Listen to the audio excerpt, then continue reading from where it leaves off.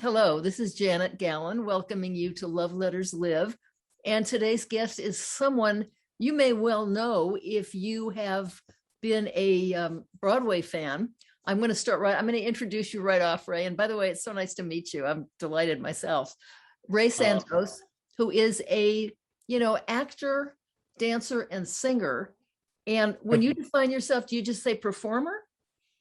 Yes, performer is I've come to terms with that.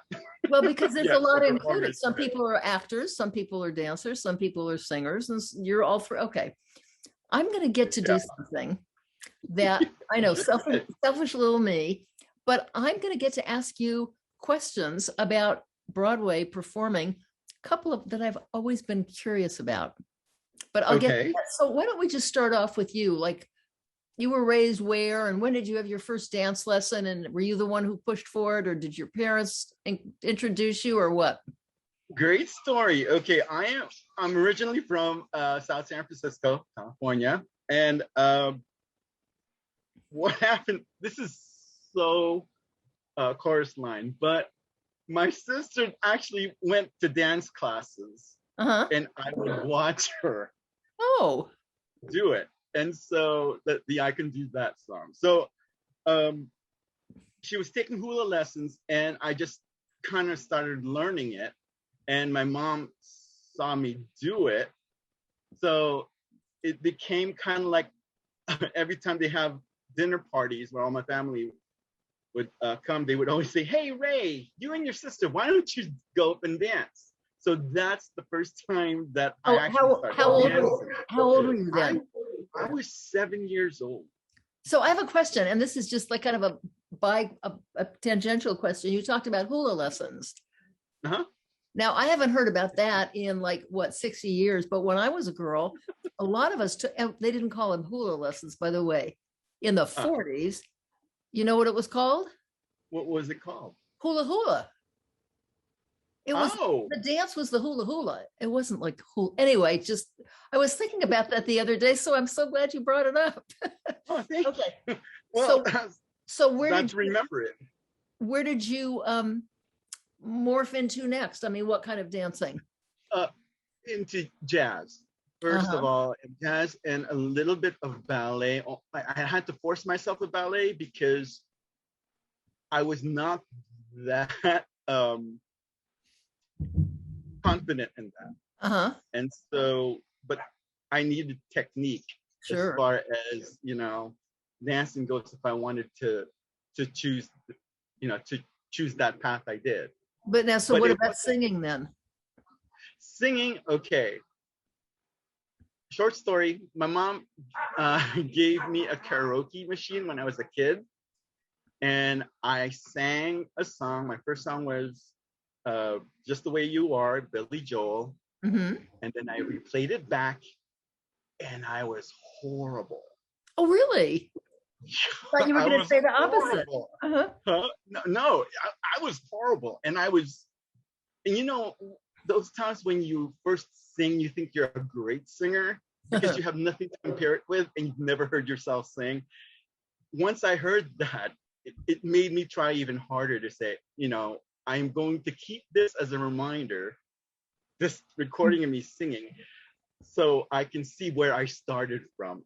Okay, but when you say it was horrible, there must have been something in there, because you don't go horrible onto 10 years on Broadway in Miss Saigon. It was horrible. I had no upper register. It was basically, don't go changing giants. It was literally that. When you think that you could sing on, I was singing on key. I was not. Wow. Did you just decide to get yourself lessons? No, I just taught myself. Wow. Self-taught. What I did was I just kept listening to a lot of music. I just put my headphones on, and that was the whole thing. From junior high school or middle school till my senior year in high school, I did not participate in any social things, because right after school, I would go straight home, go onto my stereo, put on my headphones, and just listen to music and Oh, good for try you. and imitate that. And my biggest source for that was Donna Summer, and that's how I got my vibrato from her, by listening to her. And that was a great example. This is so impressive that you did this all on your own. How did now you went to San Francisco State, right? Yes. By the way, David Zimmerman says, please give you his love. He sends his love. Yes. Oh, good. Yeah. Okay. So did you do theater things there? Okay. I'm going to go back a little bit. I went to USF, University of San Francisco, as a mass media major. Mm-hmm. And on a whim, a friend of mine wanted to audition for a show. And so I went ahead and auditioned, and I got in. And now, needless to say, in high school, I did do some performing, but it was in college, I figured, and especially because of my mom, I have to be realistic, she says. And I'm not going to get any career going with acting, being a minority. And so I chose mass media because I wanted to be a recording engineer. But after performing, I realized I did not want to be behind the booth. I wanted to be behind the microphone. Yeah, let me ask you something. You talked about not getting work because you're a minority. May I ask a question? This is so thick-headed. Like, what minority are you? I'm Filipino. Okay. So I just was curious because, well, I was just curious. So that's fine. Handsome and talented has to count for a lot. Thank you so much. Right? Thank you for that. Yes. Well, so how did you go from all this to Broadway? I mean, what? Okay, it wasn't until I decided that I needed to go, that I would love to do theater more. And so I had to break that to my mom and dad, and they were not very happy about it. And they said, we are not going to cover your tuition, especially at a private college. You need to go do whatever it is you need to do in order to make this happen. So I transferred to San Francisco State University, and that's where I auditioned. My very first audition there was for Evita, and I got it for the role of Che. And from then on, that's where I started getting my theater training. So how do you feel about that right now, that your parents said, we're not going to support you at some private school? Essentially, to tell a young man who is a total self-starter to do it on his own was probably a great gift. I'm going to give it up for my mom because she's a great singer. Oh, is that right? Yeah, she's a great dancer as well. My sister can sing as well, but they only see that as a hobby and not as a profession, unfortunately. And they only knew what they knew then. What they were raised on. Sure. And so, it took a lot of first proving to them that I can do this. But my next challenge was, showing them that I had a drive to make this happen. I mean, that's where I started working, like going to school and doing shows there, working 3 jobs. Wow. And still trying to get a GPA up. It's kind of like a sweat equity. So my mom and dad can see that I'm actually working really hard on it. Now that must have been, did that just break your mother's heart when you said, I'm going to New York? No, only because I auditioned. There was an open audition for Miss Saigon in San Francisco. Uh-huh. So I went there, and there were only 30 people that auditioned for it. And so it wasn't until actually like a year later, after all of the conflict between Equity and Cameron McIntosh and Jonathan Price of hiring someone who's Caucasian playing an Asian role, But once that got through, I went ahead and they flew me out there for my dance audition. Yes, go ahead.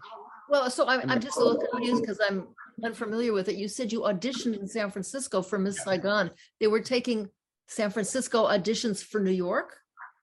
It was an open audition, yes. They were looking for Filipino Americans because everywhere in the country to go to New York. Everywhere in the country, yeah, because they figured in South San Francisco, Daly City, there's a huge population of Filipinos. So yes, I'm aware of that.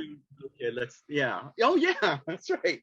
And so they chose to do that, but they were just amazed that there were only 30 people for the first. Yeah.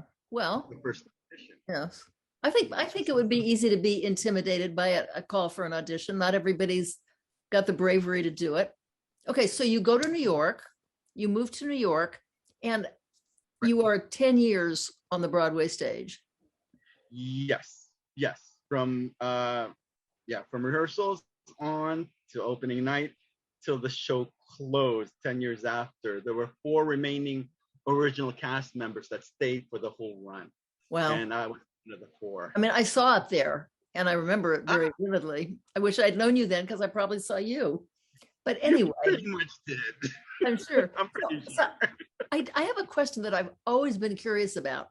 Yes. And that is, well, I'd like you to say something about the relationship between the live Broadway audience and the performers, because I have seen, as an audience member, some amazing moments of connection. You talk about it. Yes. See, it's unique, but I am going to give it up for Nicholas Heitner, who was the director of the show, because since there was so much controversy within the show, saying that in what way? It's just all about the Cadillac car and all about the helicopter and nothing, because that was the whole thing, like the chandelier for Phantom of the Opera. And he just boiled it down to us and saying that this is basically a love story. Oh, and what a sad one. Oy. Yeah, and a very sad, yes. And we are there to tell the story of Kim and Chris and prove to them that we're more than a show about a helicopter. Oh, sure. And and the Cadillac car, and plus also that sense of we were still in that conflict of, there's still people against the show. So there were a lot of people picketing the show. Why? And so because the whole thing of first of all, it's not putting the Asian community in a popular light, because it was about a pimp, a Eurasian pimp, and also about call girls. But we've all got pimps and call girls. Okay, well, go ahead. I know, but the thing was, that was the part where the Asian community, they really wanted to push forward as far as letting us be seen in a more positive light as far as for performing arts, because I never got that. It never was brought up to me in college, because it was all blind casting there. Mm-hmm. So this is the first time where I actually said, oh my God, sometimes it does have to deal about race. But because of that, the actors, the ensemble were so together. We just wanted to do well. And because of that energy, we were able to convey it to the audience. Okay, that's what I wanted. Yes, because there was in this play, two of the things that I was aware of. I wasn't aware of it. I was not aware of any negative portrayal of people, but there was such a strong case to be made for hope. Yes. And strength. That's all I want to say about that. Okay, so about your connection with the audience, I am curious, how do you manage to get up, what, 6 days a week for 10 years and do the same thing. Now, is it because you have a different audience that you're relating to that it feels new, or what? Yes, it's basically, it's a different energy every time. Yes. You know, and also coupled with the fact that not all of the cast members there stayed for the whole run. Oh, so okay. every time there's a new person there, it's kind of fresh for, you know, Sure. as old people there. So older performer there who's, you know, who might have been jaded had it not been for the new people coming in. I see. There, Okay. Okay. adding a fresh take on things. And Did so did you have the feeling that you were teaching people something valuable with this play? that's a great question. What? That's a great question. In what sense? Because of storytelling or about acting, about performing? Oh, I wasn't thinking of the performing. I was thinking about the story itself. Well, yeah. Yes. Then the answer is yes. We had Nicholas Steiner drilled it into us that is the only way for this show to run and for this show to succeed. And there's nothing more important for an actor than a long running show. Sure. You know. But I would, yeah. Yes. Well, I would just guess that the opportunity to teach the world something valuable would be so compelling. Yes. Well, you're an amazing fellow. You're an amazing fellow that you started off with, I sang and I listened and it was horrible, to I'm on Broadway for 10 years. That's that's wonderful. Let me ask you something, because I am, about love letters. Are you a letter writer? Were you ever? Was I ever a letter writer? You write letters? Not really. Okay. Only because I have to say my penmanship is not that great. And by the way, penmanship doesn't matter because it's yours. I know that was my story. Yes. Well, I think also you have to be a certain age to have been raised with letter writing, because we didn't have, yes. And my question is to you, if you were to write a love letter right now, who would it be to? And then I'm going to hope you do it.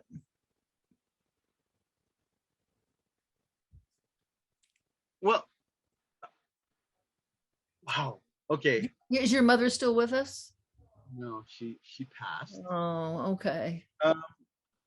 Although, and I am married, my husband, so it would have to be my husband. But here's the thing, though, Janet. I know you mentioned letter writing. For me, my letter writing is songwriting. Of course. So that was my source. Okay, so let me ask you something. Well, yes. And by the way, I just want to backtrack a little. The fact that your mother is no longer with us here on Earth is no reason not to write her a love letter. Sometimes people write love letters, not just sometimes, to those who have gone. And where do you mail them? Well, you could mail them to yourself. You could mail them to your siblings. There's always someplace. But did you ever think of writing a love letter to you, to yourself? I bet you didn't think of that. I'll be honest with you. Yeah. I had to, because good. I needed help at one point because it's there. So therapy has helped me be the person that I am now. Excellent. And one of the things that I had to do was write a letter to myself. Oh, excellent. Happened and to remind myself that the past does not define who I am. And I had to embrace that. And I also had to forgive myself for the past, basically. Okay, that is exactly what love letters to ourselves is for, to remind us who we are, to give ourselves a pat on the back when we need it. Now, I have a further question. Did you mail it to yourself? No, I read it to myself, and then they told me to tear it up. Oh, ouch. Knife in my heart. Okay. Well, I know. Personal decision. Maybe it's time for you to do another one. it, you know what? You've, Maybe, it has been a while. And as far as for my creativity, it's been stifling. I mean, this whole past year has been, a yes, roller coaster. yeah. And, that fear of the unknown was overtaking. I mean, what was my only saving grace was my husband, and also a lot of meditating. And Well, so, you know something, I mean, I think you're part of an important group. That is to say, your theatrical life. And if you do write a letter to yourself, mail it yeah, to yourself, open it up and read it. Once it comes in the mail, I think you'll see that the you who wrote it and the you who reading it, two different people. And then you just stick right. it someplace safe. And, in 100 years from now, somebody's going Woo, to find it and they're going to have something valuable yeah, in terms of theatrical and emotional history. Oh, I hope you do it. Okay. I, I, You're going to I think will. about I will. No, I will make an effort, and I'll make a commitment to say yes. I will do that. I mean, it has been a while since I've done that. it. Yes. Okay. And And there are other a lot people of in your life. You can write to your husband. You could yeah. probably write to other actors I mean, it's, love letter writing isn't a one-shot deal. Well, I hope you have a good time with it. And I want to Oh, thank you for doing this with me. oh, my pleasure. I This is hope I got wonderful. enough of you. Pardon me? I hope I was able to give you some Yes. information. Everyone else out You, there. I mean, you answered questions. You portrayed something I think is important about performance and questions I've always wondered about, and particularly the audience. I mean, I've had a couple of moments that were just dizzyingly gorgeous as an audience member. And one was the Jersey Boys Yeah. Oh, in New yes. York. And there was, we get the little note that there's an understudy doing it because the stars had whatever misfortune. And there's always that little, oh, Yeah. hardly fair Uh-huh. to the guy well, he turned out to be so phenomenal. But at one point, he was singing a song. He was over stage left to us, Uh-huh. and he was singing. And this is a group of a big theater in New York, hundreds of people. What, like 1,000 people? I don't know how big these Yes. big, and all of and older people. I mean, older, dignified, proper people. Not, and all of a sudden, he hit some level, and the entire audience, myself included, got up and started screaming in appreciation. And he stopped for a billionth of a second. He broke character and went like this, and then went right back to it. It was just astounding because we do have a relationship with the people on the stage. Well, I hope to Connect. get to see you in something and have a relationship with you on the stage someday. Oh, thank As you, an Jan. audience. Okay, well, Thank thank you you, so much. dear. I hope we'll be in Okay. touch again as life goes on. And All I right. will and everything. And I look forward to seeing what you do next. Thank you. Thank Please you. take care. You too. So until we get to speak to each other again, this is Janet Gallen saying goodbye, and Ray Santos. We'll talk to Yes. you later. Thank you. Okay, Take dear. care. Bye.